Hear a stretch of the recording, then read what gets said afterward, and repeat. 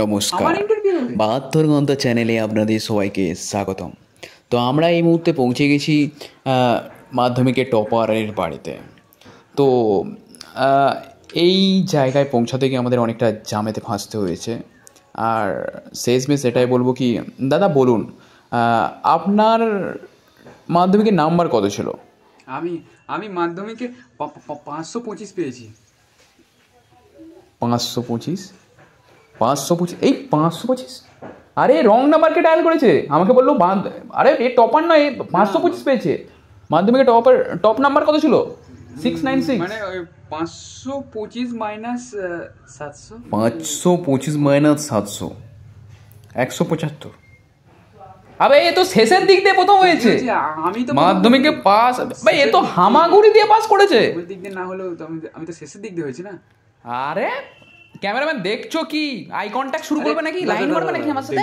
তাড়াতাড়ি ব্যাগ গুছিয়ে ব্যাগে তাড়াতাড়ি চলো। তো একটু প্লিজ 2 মিনিট 2 মিনিটের মধ্যে হয়ে যাবে। বলছি কি 150 টাকা দেবো। একটা ছোট ইন্টারভিউ। আরে শুধু প্রথম যে হচ্ছে তারই ইন্টারভিউ নিচ্ছেন, আরে যে লাস্ট হচ্ছে তারও তো একবার ইন্টারভিউ নেই।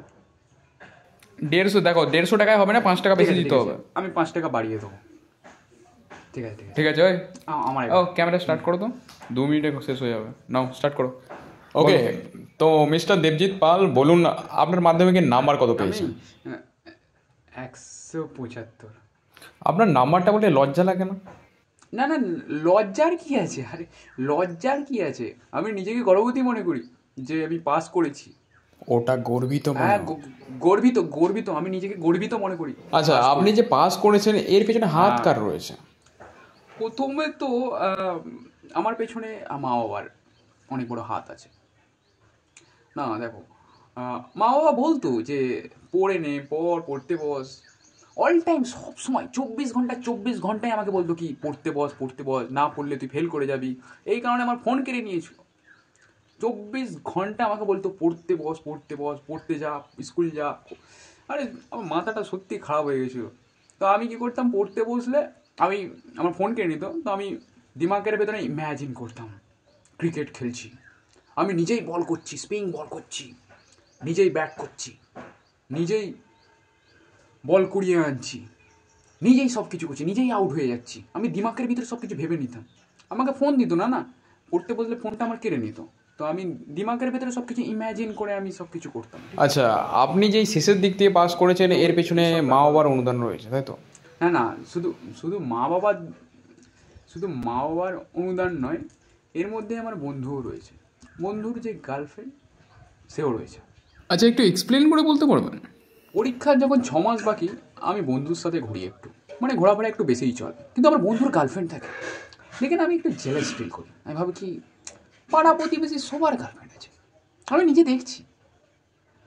আমার দাদার গার্লফ্রেন্ড আছে, আমার ভাইয়ের গার্লফ্রেন্ড আছে, গার্লফ্রেন্ডের গার্লফ্রেন্ড আছে, আমার বাবারও গার্লফ্রেন্ড আছে। তো আমি ভাবো কি লাইফে যদি কোনো উদ্দেশ্য থাকে না, আমি গার্লফ্রেন্ড পড়াবো। তো এই ভেবে আমি খুঁজতে বেরোই, একটা মেয়েকে দেখি, আই কন্ট্যাক্ট হয়।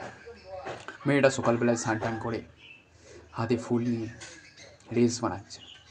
তাই বলি আই লাইক ইউ, তুমি কি সিঙ্গেল আছো? বলছে না, আমি মিঙ্গেল আছি।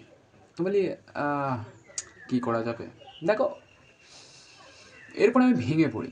তারপরে ইউটিউবে আমি মোটিভেশনাল ভিডিও দেখি। তারপরে আমার মুড একদম চাঙ্গা হয়ে যায় যে লাইফে কিছু করে দেখাতে হবে। তো গার্লফ্রেন্ডটার বয়ফ্রেন্ডের কাছে যায়, গিয়ে বলি দাদা দেখো, তোমার গার্লফ্রেন্ডকে অনেক সুন্দর দেখতে। বলে থ্যাঙ্কস ইয়ার, এটা আমারও মনে হয়। আমি বলি দেখো দাদা, আমার না সামনে মাধ্যমিক পরীক্ষা আছে, তোমার গার্লফ্রেন্ডকে পটিয়ে আমার গার্লফ্রেন্ড বানাতে দেবে?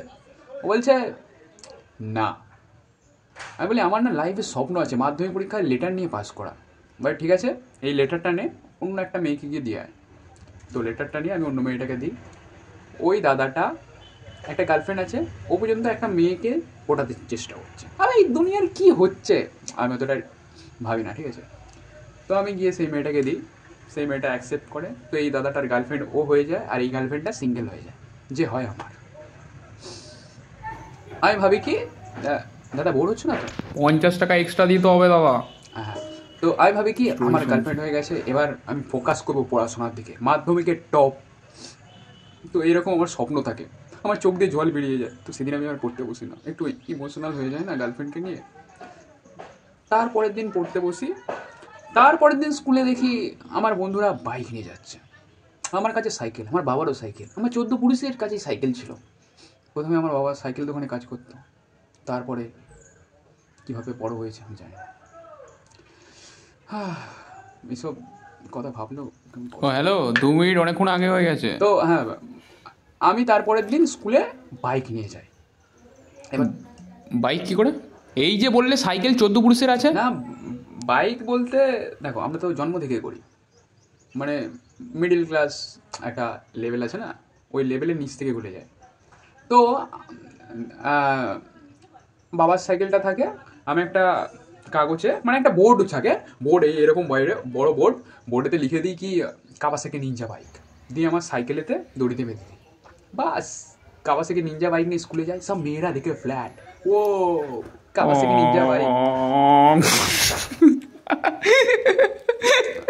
না সিরিয়াসলি তো হয়ে গেছে, টাকাটা বার কর, ইন্টারভিউ আজকের মতো শেষ। চল, একটা রিকোয়েস্ট রয়েছে, যারা ফেল করেছে মাধ্যমিকে তাদেরকে কিছু বলতে চাইবে দেবজিৎ পাল। আচ্ছা, দেখো বন্ধুরা, তোমরা যদি মাধ্যমিকে ফেল করে থাকো আমার মতো, তাহলে চলো সোনা দোকানে কাজ করতে যাচ্ছি। তুমি যদি যেতে চাও তো চলো,